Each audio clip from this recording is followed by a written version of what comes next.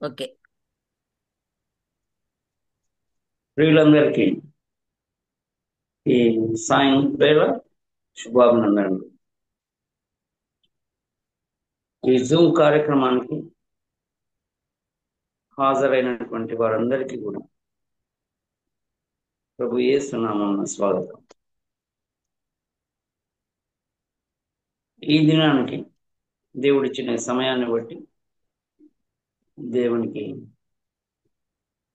స్తుతి. చిన్న ప్రార్థన. అత్యంత కృపామయుడ, సర్వోన్నతుడు, పరలోకమందున్న మా తండ్రి, మీ అపారమైనటువంటి ప్రేమను బట్టి మీరు కృపతో దయతో మాకు దయచేసిన ఈ అదనపు దినాన్ని బట్టి మీకు స్తుతి స్తోత్రం చెల్లిస్తున్నాం. నిత్య పాపలమై ఉన్నప్పటికీ కూడా మమ్మల్ని కాచి కాపాడి ప్రభు ఈ దినం వరకు సజీవుల లెక్కలు మమ్మల్ని ఉంచి ఉన్నారు. మీకు స్తోత్రం. మరి విశేషంగా ఈ సాయం సమయాన మీ వాక్యం ధ్యానించుకునే దానిలో భాగంగా మమ్మల్ని అందరినీ చోట తెచ్చారు. మీకు ఈ నిమిత్తమై మీ ప్రియకుమారుడు మా రక్షకుడైన యేసునామమున స్తుతి స్తోత్రం చెల్లిస్తున్నాను తండ్రి. ఆమేన్.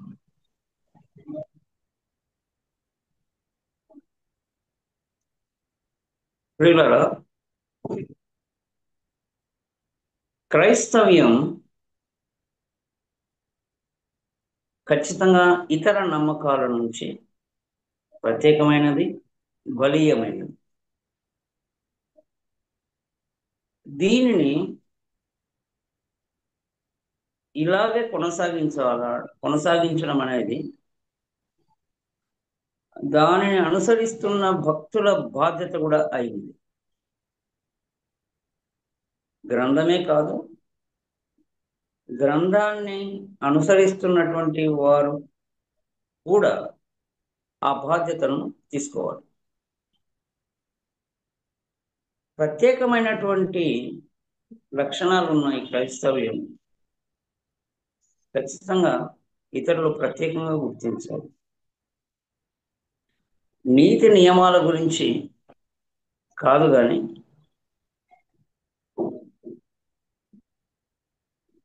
మన అభిప్రాయాలు, నమ్మకాలు ఎలా ఉన్నాయి, వాటిని బట్టి కూడా మన విశిష్టత, క్రైస్తవ్యం యొక్క ప్రత్యేకత ఇతరులకు తెలియజేయబడుతుంది.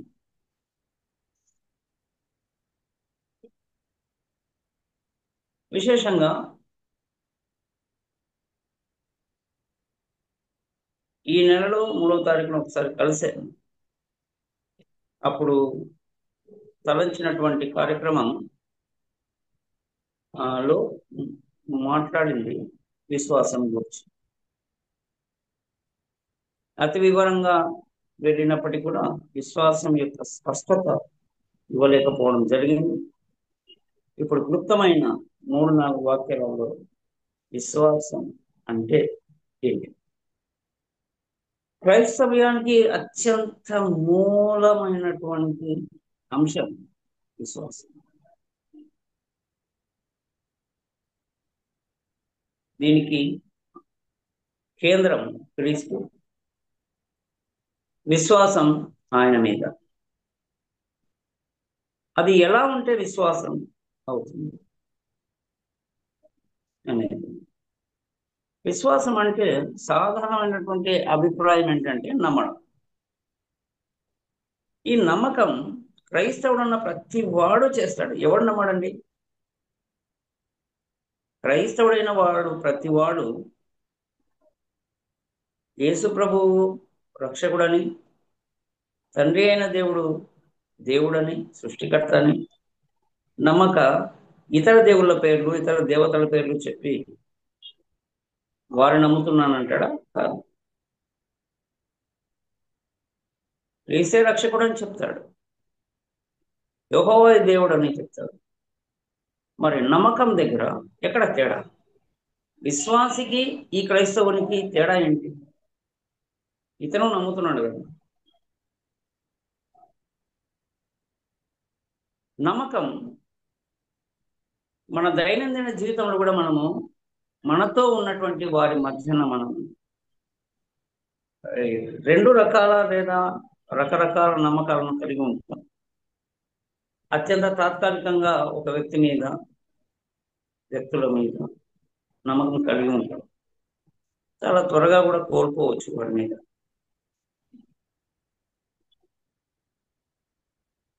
ఇంకా రకాలుగా కొందరిని చాలా గాఢంగా నమ్మేస్తాం.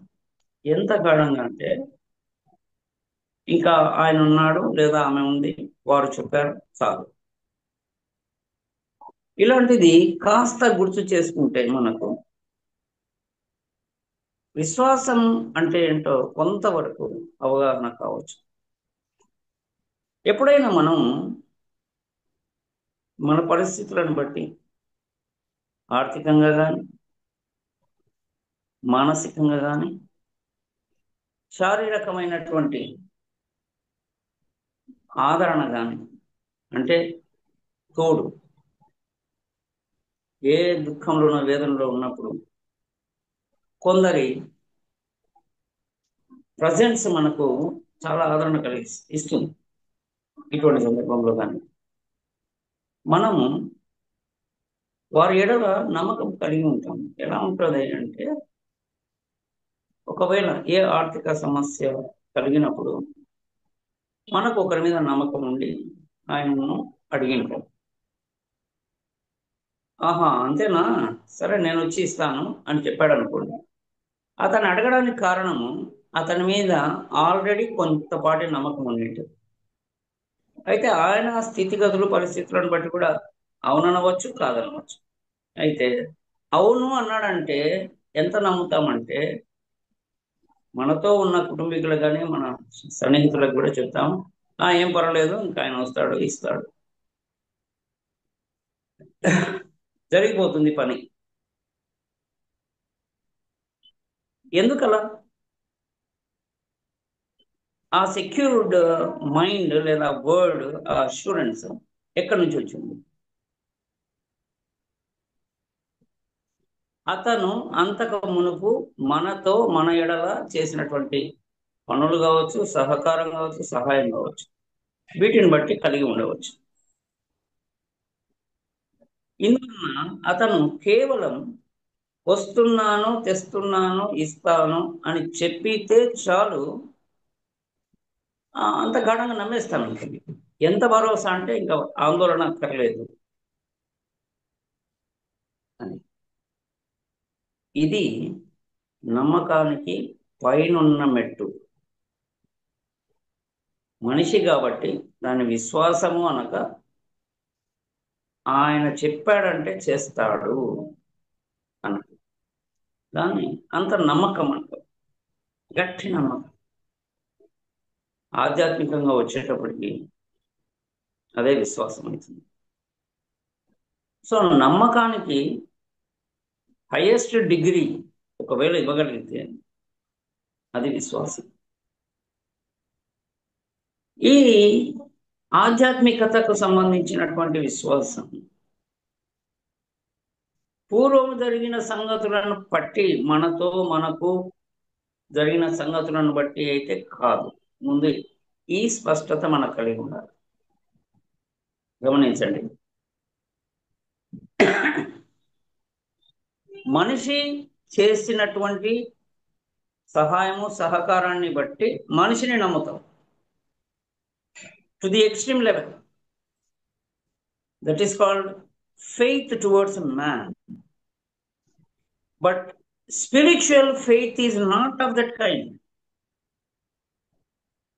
ఆ రకమైనది కానే కాదు. ముందు ఈ స్పష్టత తెచ్చుకోవాలి. మా ఆధ్యాత్మికమైనటువంటి నమ్మకం అనేది ఈ లోక సంబంధమైనదే కాదు. ఫస్ట్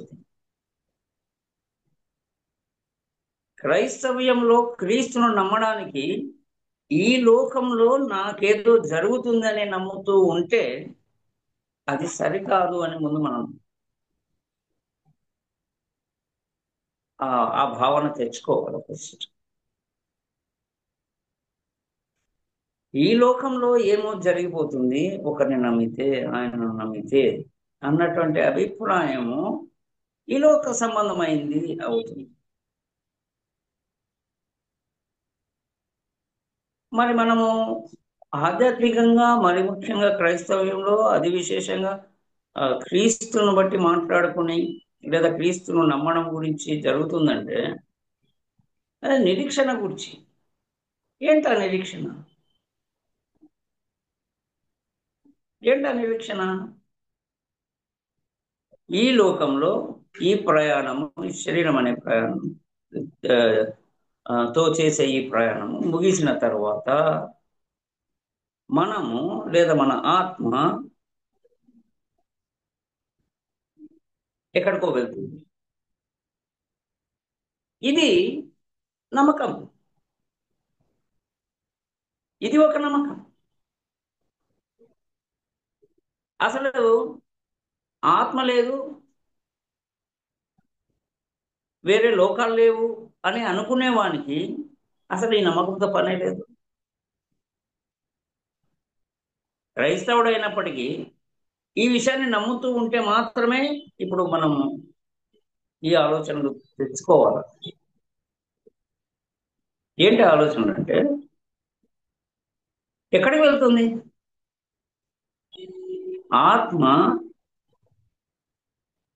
మనిషి శరీరమును వదిలి వెళ్తుంది. ఎక్కడికి వెళ్తుంది తెలుసుకోవాలి. ఆ చోటుకు వెళ్తుందని బైబిల్ చెప్తుంది.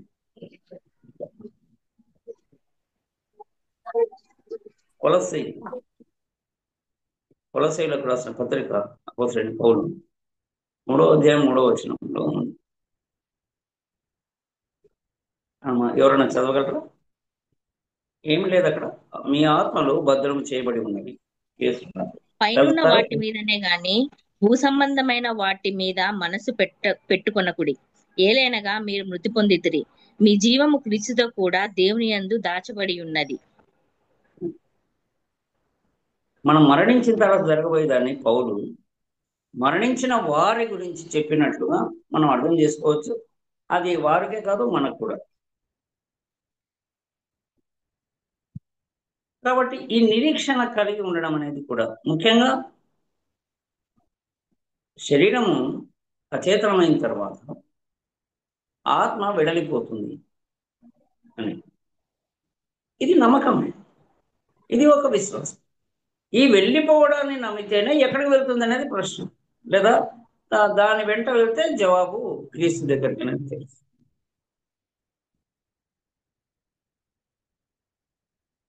మొన్న మాట్లాడినటువంటి అంటే గతంలో మాట్లాడినటువంటి దాంట్లో సృష్టికర్త మనిషిని చేసిన తర్వాత కంప్లీట్ ఆకారం ఇచ్చిన తర్వాత వాణిలో ఆయన జీవవాయును ఊదగా అని ఉంది. ఊదితే జీవమాయను అని ఉండొచ్చు జవాబు. అంటే దాని తర్వాత జరగాల్సినటువంటి ప్రక్రియ అతనిలో జీవం ప్రవేశించింది అని. అయితే అక్కడ ఏముందంటే జీవాత్మ ఆయన, నరుడు జీవాత్మ ఆయన. ఏంటంటే అంటే మళ్ళీ కొంచెం వెనక్కిపోతే త్రిత్వమైన దేవుడు, త్రిత్వము అంటే మూడు మూడు లేదా ముగ్గురు లేదా మూడు భాగాలు ఇలా అనుకోవచ్చు. సో స్వరూపము, జీవము, ఆత్మ. స్వరూపము తండ్రి అయిన దేవుని అయితే అది ఆయన ఇచ్చాడు. ఇంకా ఇవ్వాల్సింది జీవం. ఆ జీవం ఇచ్చినప్పుడు ఆ జీవాన్ని ఇచ్చే ఈ క్రమంలోనే జీవవాయువును ఊదుగా ఆత్మ కూడా వెంట వెళ్ళింది. అప్పుడు నరుడు జీవాత్మ ఆయన, జీవము కలిగిన ఆత్మ ఆయన.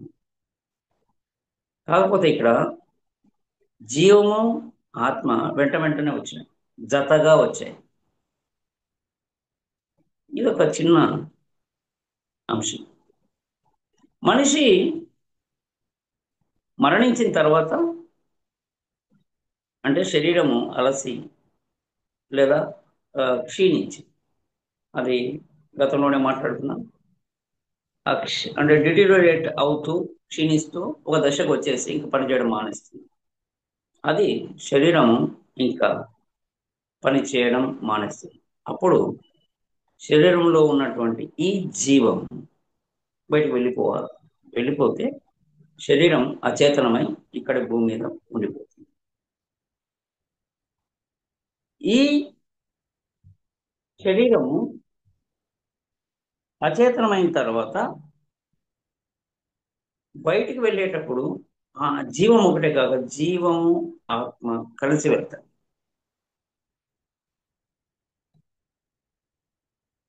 అది జీవాత్మ.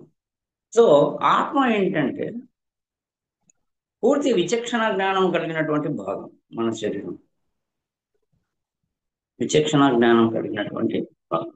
అంటే జీవం అందరికీ తెలుసు, మన ప్రాణవాయువు.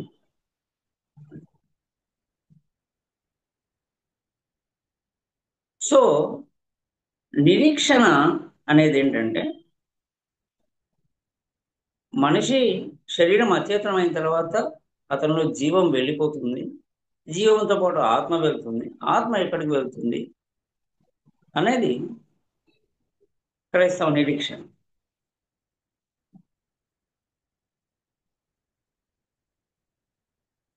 ఎక్కడికి వెళ్తుంది? ఎక్కడో ఒక చోటుకి వెళ్తుంది. ఆ పిమ్మట ఏం జరుగుతుంది? కొన్ని మత విశ్వాసాలు కూడా చెప్తాయి ఆ, రెండు భాగాలుగా అవుతాయి. దుష్టులు శిష్టులు ఆ, ఉంటారు. దుష్టులకు శిక్షలు ఉంటాయి. శిష్టులైన వారు అంటే దేవుని నమ్మినటువంటి వారికి వేరే రకమైనటువంటి యోగ్యం ఉంటుంది అని చెప్తారు వేరే మత విశ్వాసాలు. అయితే ఇక్కడ ఆ, ఆ మత విశ్వాసాలలో ఆ భక్తులు దైవం పట్ల భక్తి కలిగినటువంటి వారికి వారికి వారుగా చేసినటువంటి పనులను బట్టి యోగ్యత. ఇక్కడ క్రైస్తవం యొక్క ప్రత్యేకత ఇక్కడ ఉంది. ఏ మనిషి కూడా తనకు తానుగా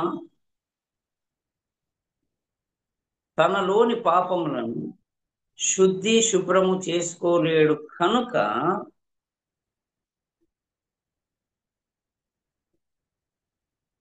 సర్వసృష్టికర్త అయినటువంటి దేవుడే ఆ కార్యక్రమాన్ని తనలోని భాగమైన జీవము ఈ లోకానికి మనుష్య కుమారునిగా పంపించి ఆయన శరీరంలో రక్తము నింపి ఆ రక్త ప్రోక్షణ ద్వారా మనిషి చేసిన లేదా మనిషి సంబంధించిన పాపములను శుద్ధి చేసి వానికి పరలోక భాగ్యం, నిత్య జీవం అనే భాగ్యం అనుగ్రహించడం జరిగింది. ఇది ఏం ఇతర మత విశ్వాసంలో లేదు. ఇది ప్రత్యేకత. మిగతా మత విశ్వాసాలలో మనుషులను సృష్టి చేసినట్టు ఒకవేళ ఉండినా వాడి యోగ్యత అయోగ్యతలు వాని వశమే. వాటిని బట్టే వానికి ఏదో ఉంటుంది. అయితే క్రైస్తవం అలా కాదు. సమస్త శరీరులు వారి దేహంను వదిలిన తర్వాత వారిలో ఉన్నటువంటి ఆత్మలు క్షేమము పొంది ఉండాలని, మరి విశేషంగా సృష్టికర్త సన్నిధిలో తన సన్నిధిలో ఉండాలని సృష్టికర్త తలంచి వారి నిమిత్తమై అత్యంత ప్రయాసకరమైనటువంటి కార్యక్రమాన్ని ప్రణాళిక చేసి పూర్తి చేయడం జరిగింది. దీన్ని నమ్మడం మన ఆత్మక్షేమం మనం కోరుకుంటే జరుగుతుంది. నా ఆత్మ గురించిన క్షేమము నాకు అక్కర్లేదని నేను అనుకుంటే, అంటే ఎప్పుడు అనుకుంటాం అది? మరణం తర్వాత ఏమీ లేదనుకుంటే ఇంకా మా ఆత్మ ఏంటి, ఇంకోటి ఏంటి, ఏది లేదు. అయితే మరణం తర్వాత ఏదో ఉంది అనుకున్నామంటే అది ఆత్మ సంబంధమైనది అన్న విషయం అర్థమైతే, ఈరోజు శరీరానికి ముళ్ళు గుచ్చుకుంటే, గాయమైతే, రక్తం గారితే, మనసు ముఖము వికారమైతే ఎంతటి శ్రద్ధ తీసుకుంటామో సంబంధమైనటువంటి అంశాలకు కూడా మనది నాది అని నేను భావించినప్పుడు, అయ్యో దీనికి నష్టం జరుగుతుంది, నొప్పి జరుగుతుంది, బాధ వేదన ఆత్మకు కూడా ఉంటాయి అని నేను నమ్మితే ఖచ్చితంగా నేను జాగ్రత్త పడతా, పడి తీరాలి. కారణం అది నా ఆత్మ, నా పక్కోడిది కాదు. ఈరోజు నా కాలుకు ముళ్ళు గుచ్చుకుంటే నేను అయ్యో అంటాను, నా పక్కోడు అన్నాడు కదా. నా ఆత్మకు వేదన బాధ కలిగితే ఆ బాధ నాదే. వివేకినైతే ఈ బాధ నా ఆత్మకు కలగకూడదు అన్న ఆలోచన నాకుంటే ఖచ్చితంగా నేను దాని గురించిన శ్రద్ధ జాగ్రత్త కలిగి ఉంటాను. ఆ సంబంధమైనటువంటి అంశం నా ఆలోచనలో ఉంటే దానికి పరిష్కారం ఏంటి అన్నది నేనే వెతుకుంటాను. అప్పుడు దొరికే పరిష్కారము ప్రభువైన క్రీస్తు. ఈయనను విశ్వసిస్తే, ఎందుకు విశ్వసించాలంటే ఈయన తన రక్తము కార్చి నా పాపములకు శుద్ధి కలుగజేశాడు. ఇందువలన నా పాపములను బట్టి నాకు కలగవలసిన శిక్ష వేదన తొలగించబడింది. తొలగించింది ఈయన కనుక ఈయన నా రక్షకుడు, ఈయన నా రక్షకుడు అని నేను నమ్మాను. దాంతోపాటు ఈయనతో ఈ పని చేయించినటువంటి కర్త, సృష్టికర్త అయిన దేవుని నేను నమ్మాను. ఈ ఇద్దరిని నమ్ముతూ నా రక్షకునికి నేను కృతజ్ఞతలు తెలపాలి. అయ్యా ఇంత పాపిని, ఎంతో పాపిని, అయినప్పటికీ నా కొరకు నువ్వు ఇంత శ్రమ అనుభవించినావు. గమనించండి ప్రియమైన వారులారా, లోకంలో చిన్న చిన్న వాటికి కూడా మనము అత్యధికమైన కృతజ్ఞత కలిగి ఉంటాం, చూపిస్తాం. కొన్నిసార్లు మనసులోనే ముద్రపడి ఉంటుంది. మనము చెల్లించాల్సినది ఏదైనా ఇతరులు మన పేరిట చెల్లించింటే వారి ఏడలో మనకేముంటుంది? ఎంతటి కృతజ్ఞత ఉంటుంది. నేను కాలేజీలో కట్టాల్సిన ఫీజు నా ఫ్రెండ్ 5,000 రూపాయలు కట్టేశాడంటే నాకు తెలిస్తే how do I feel and how should I be? నేను ఎలా ఉండాలి? కృతజ్ఞత ఖచ్చితంగా కలిగి ఉండాలి. కలిగి లేకపోతే కృతజ్ఞుడను.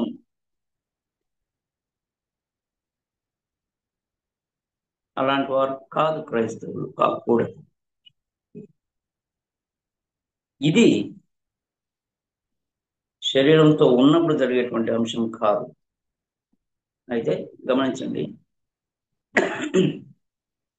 ఎప్పుడో జరగబోయేదానికి ఇప్పుడేంటి ఇదంతా అని తర్కం చేసేటువంటి వాళ్ళు కొంతమంది ఉండవచ్చు.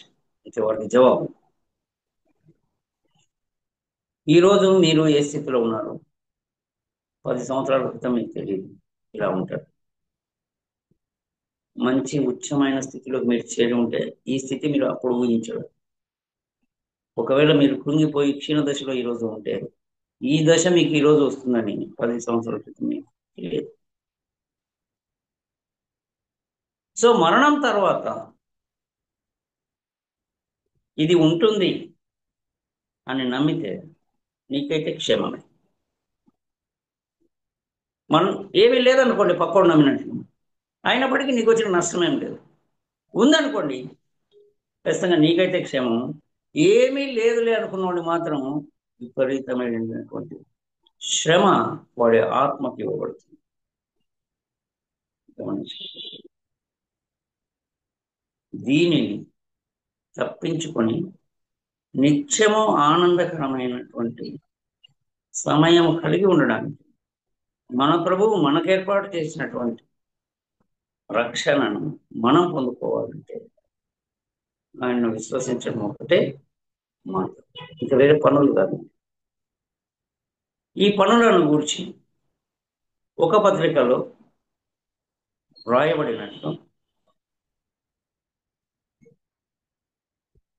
ఈ రక్షణ యోగ్యతను ఆ పనులు మనకు అందించాలి.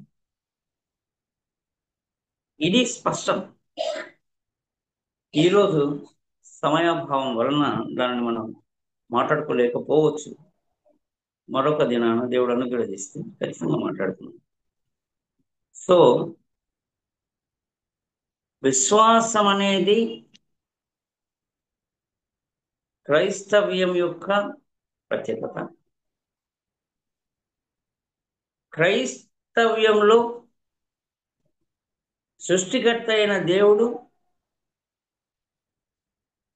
పాపుల నిమిత్తం జరగవలసిన చేయవలసిన మేలును శిక్షను ఆయనే తీసుకొని భరించి సమస్తము సిద్ధము చేసి ఉంచడం అనేది అంటే ఉంచాడు. ఇది క్రైస్తవ్యం యొక్క ప్రత్యేకత. మరి ఏ మత విశ్వాసాలలో కూడా ఇటువంటి అత్యంత విశేషమైన ఏర్పాటు లేదు. ఈ నమ్మకం విషయంలో సమస్తము నీదే, సమస్తము నువ్వే అని చెప్పగలగడమే విశ్వాసం. ఎంతగా అంటే ఆధారపడినంత నమ్మితే. ఇప్పుడు గోడ ఇలా ఉంది, నేను ఆ గోడను పట్టుకొని అనుకోను, ఈ గోడ లేకపోతే నేను పడిపోతానన్న భయం నాకు ఉండాలా? అప్పుడు గోడ నాకు కావాలి. ప్రభు అయిన యేసు యొక్క ఆధారం నాకు లేకుంటే నేను పడిపోతాను. పరిశుద్ధాత్మని సహకారం నడిపింపు నాకు లేకపోతే నేను ఎక్కడో భ్రష్టత్వంలో ఎత్తుకుతాను. నేను నమ్మి తీరాలా, వారి మీద ఆధారపడి తీరాలి. ఒక చిన్న ప్రశ్న లేదా జవాబుతో ఒక చిన్న స్పష్టత తెచ్చుకునే ప్రయత్నం చేద్దాం.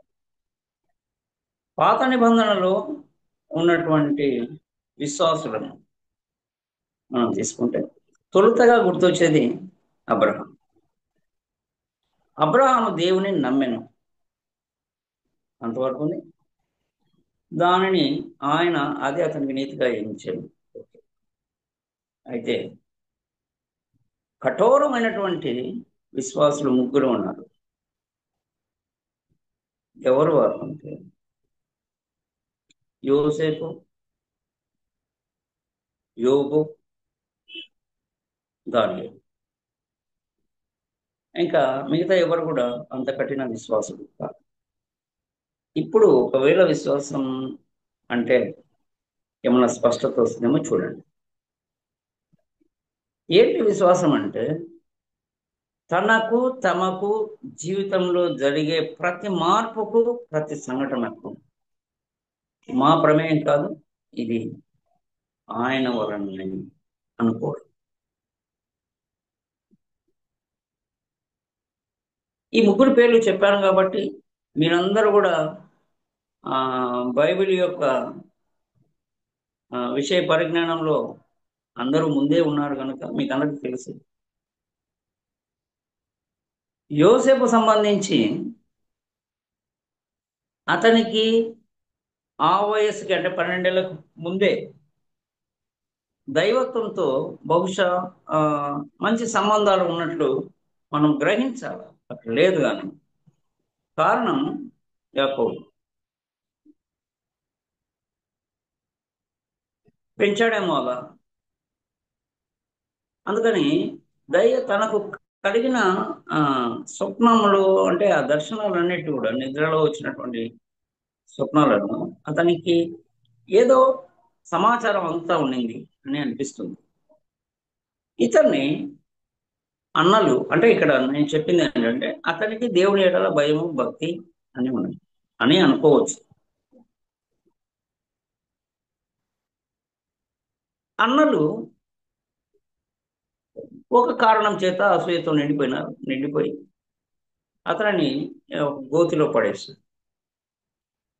ఇంత వివరంగా ఎన్నో విషయాలు రాసినటువంటి బైబిల్ అక్కడ యోసేపు దేవునికి మొరపెట్టెను అని కానీ ప్రార్థన చేశాను అని కానీ ఏది చెప్పదు. కారణం యోసేపు చేయలేదు. కారణం ఇది ఆయన చిత్తమై ఉందని నమ్మాడు. ఆ స్థితిని స్వీకరించడమే విశ్వాసం. గగ్గోలు పెట్టవచ్చు, ఏడవచ్చు, ఆ వయసు కాదు కదా, కానీ చేసినట్లు అక్కడ రాయలు. ఇంకా యోబుకు ఉన్నట్టుండి జరిగిపోయినటువంటి ఆ విపరీతమైనటువంటి సంఘటనలు, హఠాత్ పరిణామం, ఎన్నో రకాలుగా ఆయన తనను తాను అనుకుంటాడు. తన స్నేహితులు వచ్చి సలహాలు చెప్పినప్పుడు వారికి జవాబులు చెప్తాడు. ఎక్కడ కూడా దేవుని వైపు నిందకు రాడు. పైపెచ్చు రెండు అద్భుతమైనటువంటి మాటలు యోగు గ్రంథంలో మనం చూడొచ్చు. సరే, అవన్నిటికీ టైం పడుతుంది కనుక ఒక విషయం చెప్తాడు. స్నేహితులు మాట్లాడినప్పుడు నా చర్మము చీకి నా ఎముకలకు అతుకొని పోయినప్పటికీ కూడా నేను ఆయన కోసం ఎదురు చూస్తాను, ఆయన చూస్తాను. బహుశా నాకెందుకు ఇట్లా చేశాను అడగడం కోసం కావచ్చు. యోబు 9:12 అంటాడు, నాకు ఆయనకు మధ్యవర్తి లేడు, నేను మనిషిని అయిపోతే ఆయన దేవుడు అయిపోయినాడు. మధ్యవర్తి ఉండింటే ఏంటయ్యా ఇది అని నేను అడిగిందునేమో. ఈ మాట లేదు, కానీ నాకు ఆయనకు మధ్యవర్తి లేడు. విషయం తెలుసుకునేవాడిని నేను ఆయనను కలిసి అన్న అభిభావం మనకు వస్తుంది. ఇది యోగు. ఎక్కడ దేవుని దూషించాడు. దానియేలు అత్యంత గొప్ప సంఘటన అందరికీ తెలిసినదే. సింహాల బోన్లో లేదా సింహాల గదిలో దానియేలు ఉంచబడతాడు. రోజుకు ముమ్మారు దానియేలు ప్రార్థన చేసేవాడని వేరే అధ్యాయాలలో రాసిన వాడు లేదా వివరణ ఇచ్చినటువంటి వాడు దేవునితో ఉన్నటువంటి సంబంధాన్ని గురించి చాలా విశేషంగా రాయబడినటువంటి దానియేలు సింహాల దగ్గర ఉన్నప్పుడు, ఆకలికి ఉన్న ఆ సింహాలు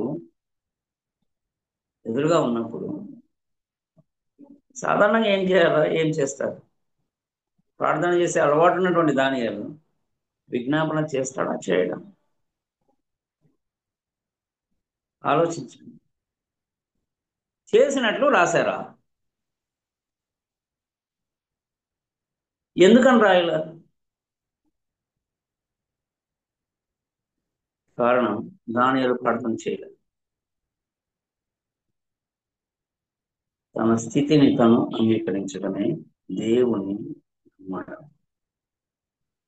దేవుని ఎడల విశ్వాసం దేవుడు.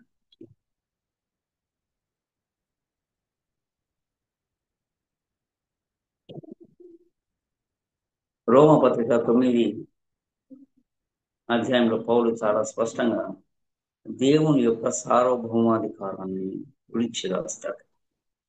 దయ ఉంచి చదివి చూడండి. అర్థం కాకపోతే 1కి 10 సార్లు చెప్పండి. ఖచ్చితంగా దేవుని సహాయం మీకు వస్తుంది అర్థం చేయడంలో. గ్రహించి తీరుతాడు. అప్పుడు మనము ఇప్పుడు యోబు, యోసేపు, దానియేలు స్థితిలోకి మనం వస్తాం. ప్రతి చిన్న విషయానికో పెద్ద విషయానికో విజ్ఞాపనలు చేసుకోవడం ఎందుకు ఇలా జరుగుతుంది? ఆయన చిత్తము ఇది అని మనం ఆలోచన చేస్తే అంగీకరించి నెమ్మదిగా ఉండిపోవడమే కదా, అంగీకరించడమే కదా. దాన్ని నా జీవితంలో కొనసాగాల జరగాల అని ఆయన అనుకున్నాడు కనుక దాన్ని వ్యతిరేకించడానికి నేనెవరు? భిన్నంగా ఆయనను నేనెందుకు అడగాల? Doesn't he no which is good for me? నిజంగా ఆయన తెలీదా నాకేం మేలు? తెలుసు అని నేను నమ్ముతాను. అయినప్పుడు ఇది నా మేలుకే అని నేను అనుకుంటే పోదాం. విశ్వాసం స్థిరం కఠినం అయితే ఇదే జరుగుతుంది. ఊగిసలాటగా ఉంటే నిలకడగా ఉండదు. ఊగిసలాట ఎక్కడి నుంచి వచ్చిందంటే మనకు బోధించినటువంటి విశ్వాసము ఎటువంటిది అంటే, ప్రార్థన చేయండి, విశ్వాసంతో చేయండి, అడగండి, పొందండి, అంతే. ఒక్కసారి అదే సువార్తలలో యేసు ప్రభు అడుగుడి మీకు ఇవ్వడం చెప్పిన చోటనే పలాను పలాను పలాను అడగొద్దండి అని చెప్పినాడు. అది గమనించము. ఇప్పుడు సిస్టర్ చదివారు తులసి 3:3 పైన వాటి మీద దృష్టి పెట్టుడి, భూ సంబంధమైన వాటి మీద కాదు. భూ సంబంధమైన వాటి మీద ఏమేమి ఉన్నాయి? భూ సంబంధమైన నాతో సహా, నా ప్రాణంతో సహా, నాకు అవసరమైనటువంటి బట్టతో సహా ప్రతిదీ భూ సంబంధమైంది. వదిలేద్దాం, చూద్దాం, చూసేదేమిలే, అనుభవిద్దాం. రక్షణ భాగ్యాన్ని అనుభవించాలంటే వదిలేయాల్సిందే ఈ లోకం సంబంధమైనటువంటి దేన్నైనా. ప్రభు పేరట మీకు స్తోత్రం. మా ప్రియ పరలోకపు తండ్రి, మీరు ఇచ్చినటువంటి ఈ సమయాన్ని మీరే ఈ పరిశుద్ధాత్మని ద్వారా వాడుకున్న తీరును బట్టి, రీతిని బట్టి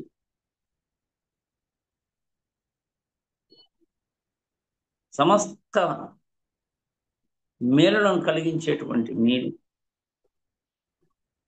మరి విశేషంగా ఆత్మీయ మేలులను అనుగ్రహించే మీరు, మా ఆత్మలను విశ్వాసం ఎడల అవసరమైనటువంటి జ్ఞానమును మీరే పరిశుద్ధాత్మని ద్వారా అందిస్తున్నారని విశ్వసిస్తూ,